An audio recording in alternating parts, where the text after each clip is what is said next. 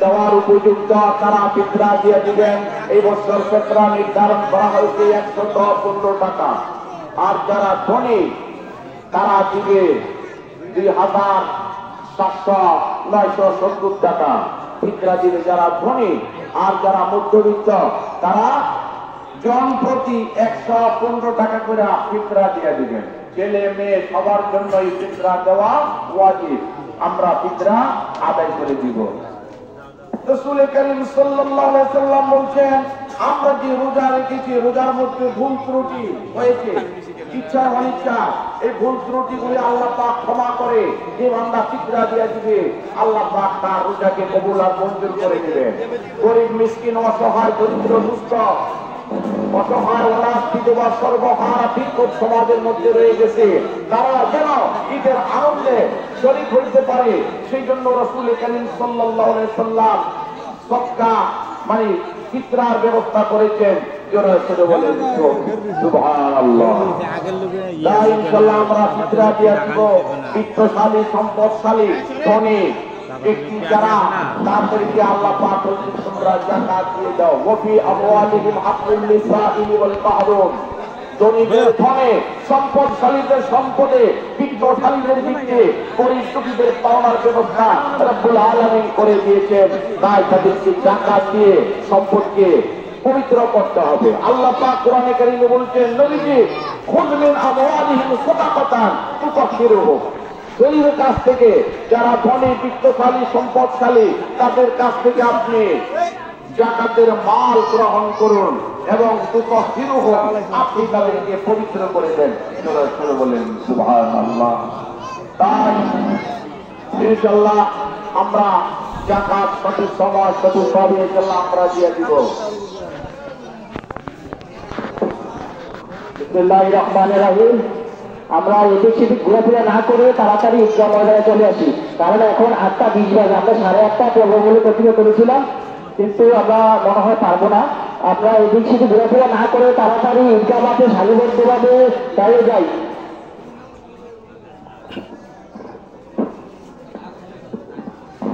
আল্লাহ পাক দানকে বড় পছন্দ করেন। কোন ইবাদতকে বেশি পছন্দ করেন? দান। যারা আল্লাহর পথে দান করবে, রাসূল করিম সাল্লাল্লাহু আলাইহি সাল্লাম বলেন, আস-সাকিয়্যু করিবুম মিনাল্লাহ বাঈদুম মিনান নার। দানশীল ব্যক্তি, দানবীর ব্যক্তি জান্নাতের নিকটবর্তী, জাহান্নাম থেকে দূরে থাকবে। জোরে জোরে বলেন সুবহানাল্লাহ।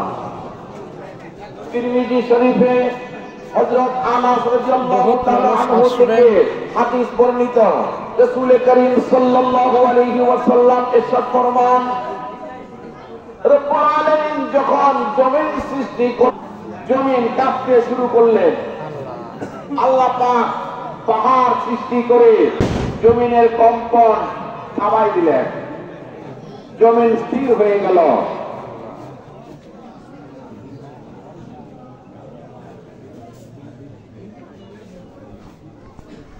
রব্বুল আলামিন পাহাড় সৃষ্টি করে জমিনকে স্থির করে দিলেন। ফেরেশতারা দেখে আশ্চর্য হয়ে গেলেন, বললেন রব্বুল আলামিন পাহাড়ের এত ক্ষমতা, জমিন কাঁপতে শুরু করছিল আর পাহাড় সৃষ্টি করে জমিনের কম্পন আপনি থামাই দিলেন, জমিন স্থির হয়ে গেল। পাহাড়ের বড় শক্তি। এরপরে রব্বুল আলামিনের কাছে ফেরেশতারা জিজ্ঞেস করলেন, রব্বুল আলামিন তোমার সৃষ্টির মধ্যে পাহাড়ের চাইতে অধিক শক্তিশালী কোন সৃষ্টি আছে কিনা? রব্বুল আলামিন বললেন, পাহাড়ের চাইতে শক্তিশালী সৃষ্টি হইল লোহা। ফেরেশতারা আশ্চর্য হয়ে গেলেন, রব্বুল আলামিন পাহাড়ের চাইতে বেশি শক্তিশালী লোহা, যে পাহাড় জমিনের কম্পন থামাই দিল, স্থির হয়ে গেল, লোহার শক্তি বেশি পাহাড়ের চাইতে। রব্বুল আলামিন বললেন, পানির চাইতে শক্তিশালী হলো বাতাস। ফেরেশতারা আশ্চর্য হয়ে গেলেন, রব্বুল আলামিন বাতাসের এমন ক্ষমতা, এত শক্তি, এত পাওয়ার রয়ে গেছে, এবার বাতাসের চাইতে ক্ষমতাধর শক্তিশালী কিছু আছে কিনা? রব্বুল আলামিন বললেন বাতাসের চাইতে শক্তিশালী হলো আদম সন্তান, যে হাত দিয়া দান করে, ডান হাত দিয়া দান করে আর বাম হাত তা জানে না, বাম হাত থেকে গোপন রাখে, ওই দানটা আল্লাহর কাছে সকল সৃষ্টির চাইতে বেশি শক্তিশালী। সরে বলেন সুবহানাল্লাহ, সুবহানাল্লাহ। বুখারী এবং মুসলিম শরীফে একখানা হাদিস রয়েছে, রাসূল করিম সাল্লাল্লাহু আলাইহি ওয়াসাল্লাম ইরশাদ ফরমান, আল্লাহ পাক বনী ইসরাইলের মধ্যে এমন তিনজন লোক ছিল, একজন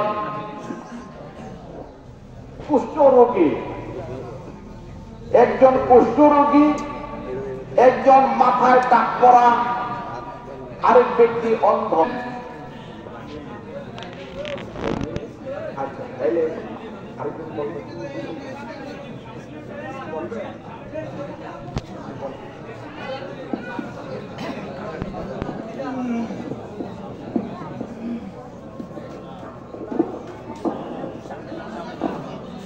السلام عليكم ورحمة الله وبركاته.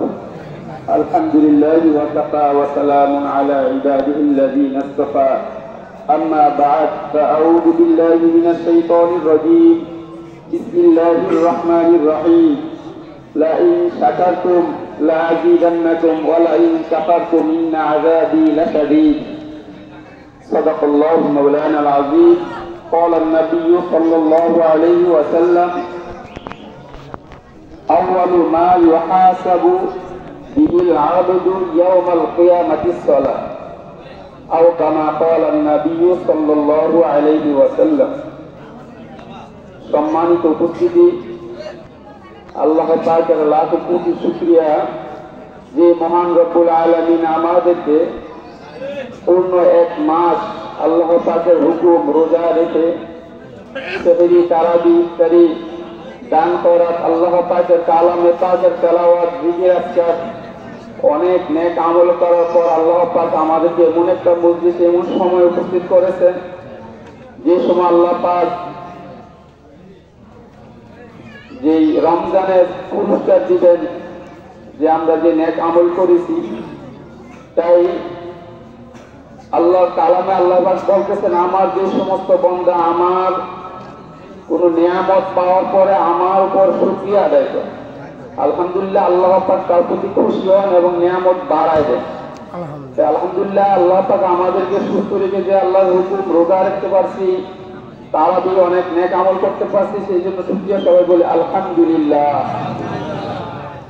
এমনকি যে কোনো নেক আমল করার পর আমরা সবসময় শুকরিয়া করবো আলহামদুলিল্লাহ। আর যদি শুকরিয়া আদায় না করি তাহলে আল্লাহ পাক আমাদের থেকে এই সমস্ত নিয়ামত ছিনায় নিবে। আর একটা ছোট্ট হাদিস তেলাওয়াত করে দিচ্ছি, যে হাদিসের অর্থ হলো কিয়ামতের দিন সর্বপ্রথম বান্দার নামাজের হিসাব লওয়া হবে। আউয়ালু মা ইউহাসাবু বিহিল আবদু ইয়াউমাল কিয়ামাতিস সালাত। প্রথম নাম্বার আল্লাহ পাকের প্রশ্ন, আমার নামাজ আদায় করছি কিনা। আমরা যে রোজা রাখছি এটা কথা জিজ্ঞাসা করবেন, আর অন্যান্য আমল করতেছি এটা কথা জিজ্ঞাসা করবেন, তুমি নামাজ আদায় করছো কিনা। নামাজ ঠিক, বান্দার সমস্ত আমল ঠিক। নামাজ ঠিক নাই, এই সব করে আমাদের একে একে ধরা পড়ে দেওয়া। আল্লাহর রাস্তায় আমরা রমজান মাসে যেভাবে চেষ্টা করছি নামাজগুলা সঠিকভাবে আদায় করার জন্য, এখনো যেন আলহামদুলিল্লাহ আমরা সকলে নামাজগুলা সহি সালামতের সুন্দর মতো মসজিদে জামাতের সাথে আদায় করতে পারি। চেষ্টা করবো আল্লাহ রাব্বুল আলামিন আমাদেরকে সেই তৌফিক দান করুক। এই বলে আমার কথা শেষ করলাম। আসসালামু আলাইকুম ওয়া রাহমাতুল্লাহ। আমি এখন জেল মেম্বারকে কিছু বলার জন্য অনুরোধ করছি। সংক্ষিপ্তভাবে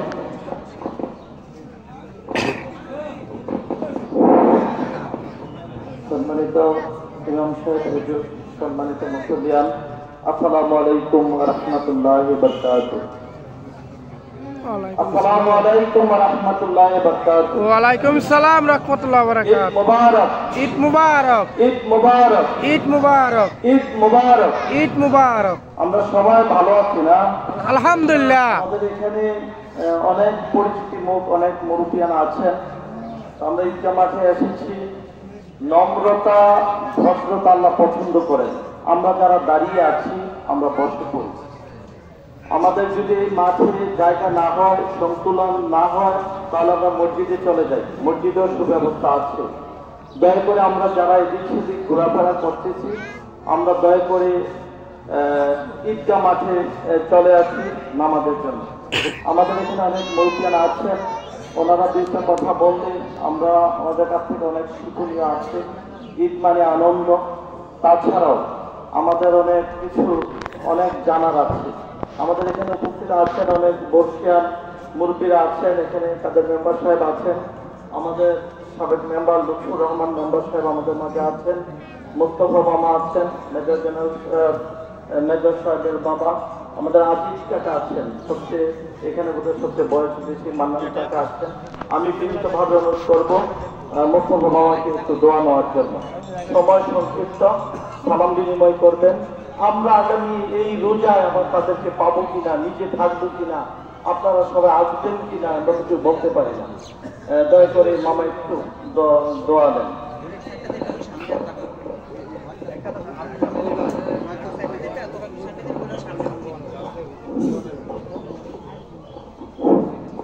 আসসালামু আলাইকুম। আপনারা সবাই কেমন আছেন? অনেক কষ্ট করার পরে এক মাস রোজা রেখে আজকে এখানে ঈদের নামাজ। ঈদ মানে খুশি, ঈদ মানে আনন্দ। তো আমরা সবাই বলি ঈদ মোবারক, ঈদ মোবারক, ঈদ মোবারক, ঈদ মোবারক। আচ্ছা, আমরা এখন এখানে সময় নেব না, কারণ সবাই আমরা এখানে ক্লান্ত। কারণ এক মাস রমজান মাঝে অনেক কষ্ট করে রোজা রাখা হয়েছে এবং তারাবি পড়ছেন 29 টাকার নামাজ পড়তে অনেক কষ্ট হয়েছে অনেকের। আমি নিজেও পড়ছি, অনেক কষ্ট হয়েছে আমার, এমনিও পায়ে ব্যথা, তারপর পড়ছি যতটুকু কষ্ট করে। তো যাই হোক, এখন কথা হলে কথা বাড়ায় লাভ নাই। আর আপনারা সবাই এই জায়গায় যে কাজ কাম চলতেছে সেটার জন্য আপনারা ওনার ওই আমাদের কাদের মামাকে যতটুকু হেল্প করবেন টাকা পয়সা দিয়া, এটা আপনারা কোনো দাবি দেওয়া নাই। আপনারা সবাই স্বইচ্ছায় সৎ মনে এবং দিবেন যতটুকু পারেন। আপনারা ওনাকে যতটুকু হেল্প করার দরকার। আমি নিজেও কয়েকবার দিচ্ছি এবং আমি এখন আমার ছোট ভাইয়ের জন্য গত বছর গত ঈদে 5,000 টাকা দাবি করছিল, 2,500 টাকা দিচ্ছি। আমি 2,500 টাকা নিয়ে আসছি, মামার কাছে 2,500 টাকা দিয়ে দিব। আর আপনারা যদি এরকম দিতে চান, এই যে এখানে যে দায়িত্বশীল ব্যক্তি আছে এবং মামা আছে, তার কাছে দিয়ে দিবেন।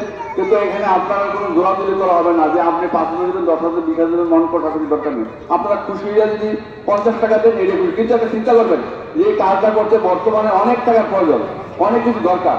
কারণ এটা আপনারা এটা নিয়ে মন কটাকটি, মন খারাপ করার দরকার নেই, ঠিক আছে? আপনারা সব ভালো থাকবেন, আপনাদের সুস্বাস্থ্য কামনা করে আমি এখানে বিদায় নিচ্ছি। আসসালামু আলাইকুম, সব ভালো থাকেন, আমার জন্য দোয়া করেন, আপনার জন্য সবাই দোয়া করেন। আগামী ঈদে বাসটা দেখা হবে, আর না কালকে যে বাস দোকান কিনে নিয়ে আনেন, অনেক মুরব্বী চলে গেছি, আগামী ঈদে না আমার দেখা হইতে পারে। তো সেই ঈদে এক ঈদে দেখা হয়েছে, আরেক ঈদে না দেখা হলে মনে করবো এই লোকটা দুনিয়াতে নাই। তো তার জন্য যারা মরে গেছে তাদের সবাই দোয়া হবে। এই হুজুর লাগছে, হুজুরা ভালো ভালো কথা বলতেছে, আমরা সবাই কথা শুনবেন মনোযোগ সহকারে। এখানে সময় নষ্ট করে যাবে না, ভালো থাকেন। আর কিছু বলবো না, আপনাদের সময় নষ্ট না করে। আসসালামু আলাইকুম, সব ভালো থাকেন, খুদা হাফেজ। ধন্যবাদ মুস্তফা মামাকে। আমাদের মেম্বার সাহেব লুৎফুর রহমান মেম্বার সাহেবকে একটু দোয়া নেওয়ার জন্য বিনীত করছি। শারীরিক অসুস্থতা, ওনার জন্য সবাই দোয়া করবেন। দাঁড়াতে পারেন, থাক থাক, বসে বলেন, বসে বলেন।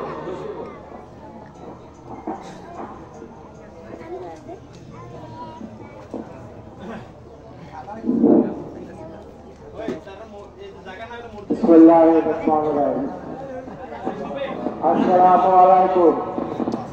প্রিয় বিদ্যালয় উপস্থিত অত্র এলাকার ও বিভিন্ন এলাকা থেকে আগত মুসলিমরা, আমাকে কথা বলার জন্য দিয়েছে, আমার আর ভাগ্য নেই কথা বলার মতন। আমি এতই অসুস্থ, কান্না পান জানে কখন কি হয়। তো আমি সকলের কাছে আমার প্রার্থনা করছি এবং আমার অধিকার কোনো ক্ষেত্রে ক্ষমা চাচ্ছি।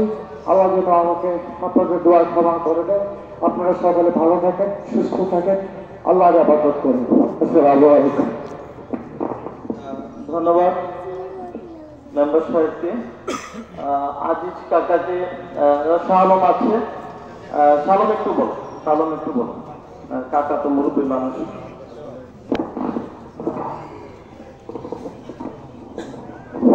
বিসমিল্লাহির রহমানির রহিম। উপস্থিত মুসলিম আসসালামু আলাইকুম। ঈদ মোবারক, ঈদ মোবারক, ঈদ মোবারক। আসলে এখানে কিছু বলার নাই, সময় সংক্ষিপ্ত। আমি প্রথমে যারা এই ঈদগাহ এবং মসজিদ নির্মাণে জায়গা দিয়া, শ্রম দিয়া, মেধা এবং টাকা পয়সা দিয়া অনেক কষ্ট করে এই ঈদগাহ এবং মসজিদ সাজাইছেন, তাদেরকে আমার অন্তর থেকে দোয়া ও শুভেচ্ছা। এটা একটা দেশের বাগান। আপনারা যারা অর্থ দিয়া, শ্রম দিয়া, মেধা দিয়া খাটছেন, এটা সরকার দাঁড়িয়ে হিসাবে থাকবে। ব্যাংকে যেমন টাকা দিলে, টাকা জমা রাখলে ব্যাংকের টাকা আসলে সুদ হয়ে যায়, কিন্তু এটা দিচ্ছেন আপনারা বড় কালে পাইবেন। তো আমি আসলে বেশি কিছু বলবো না। ঈদগাহ অনেক ওই যেদিনে মসজিদ উদ্বোধন করছিল, তো আমি ছিলাম, শুনছি 10 লক্ষ টাকা এখনো বটে আছে। তো আলহামদুলিল্লাহ খুব কম সময়ে এই মসজিদরা এবং ঈদগাহ কাজ মোটামুটি শেষ হয়েছে আপনাদের অনুদানে। তো বাকি টাকাটা সবাই যদি মুক্ত এসে দান করে এই টাকাটা দেওয়া দিতে সহজ হয়ে দেবো। এরপরে ঈদগাহ, এই যে ঈদগাহ আলহামদুলিল্লাহ দেখা গেছে যে জায়গা কিন্তু কম, এখন মসজিদে লোক অবস্থান করতেছে। আর দুশো দান করার পরে মনে আরো মসজিদে খুলে দিল, সামনের দিকে আরো জায়গা নেওয়া লাগবে। তো আপনাদের মুক্ত এসে দানটা একটু খেয়াল করে দিবেন। এটা আপনারা বলে থাকবে, এটা কোনো এটা কোনো মসজিদের কমিটির দায়িত্ব না, ইয়া করতে না, কথা বুঝিনি। তো এরপরে আমার সংক্ষিপ্ত বক্তব্য শেষ করছি। আসসালামু আলাইকুম ওয়া রাহমাতুল্লাহি ওয়া বারাকাতুহু। ধন্যবাদ বলতে আমাদের আসলে এই মতিন মামা একটু কথা বলবেন। আমাদের সাবেক মেম্বার, কাদের মেম্বার সাহেব, বয়োজ্যেষ্ঠ লোক, অনেক কষ্ট করেছেন এই ঈদগাহ এবং মসজিদের জন্য। কাকাকে একটু দোয়া নেওয়ার জন্য বিনীত হই।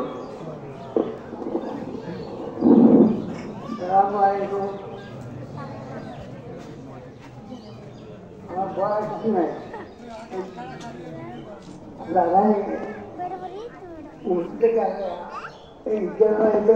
কালেকশন করুক, এই কালেকশন কিন্তু আমরা একেবারে গেলে করতাম না। এটা প্রধানমন্ত্রী কিছু নেই। আমরা সহযোগিতায় কাছে আমি কিন্তু কথা তবে আমাদের গভর্নমেন্ট সবাই একসাথে নামাজ পড়তে পারি। আসসালামু আলাইকুম। আমাদের আসলে এখন সময় কম, এখন বাজে 8:38। আমার 10 মিনিট অলরেডি হয়ে গেছে। আমাদের কালেকশন কটা? আমাদের প্রায় কিন্তু ঈদগাহ মসজিদে আমাদের প্রায় এখানে 40 লক্ষ টাকা খরচ হয়েছে, আনুমানিক 40 লক্ষ টাকার মতো।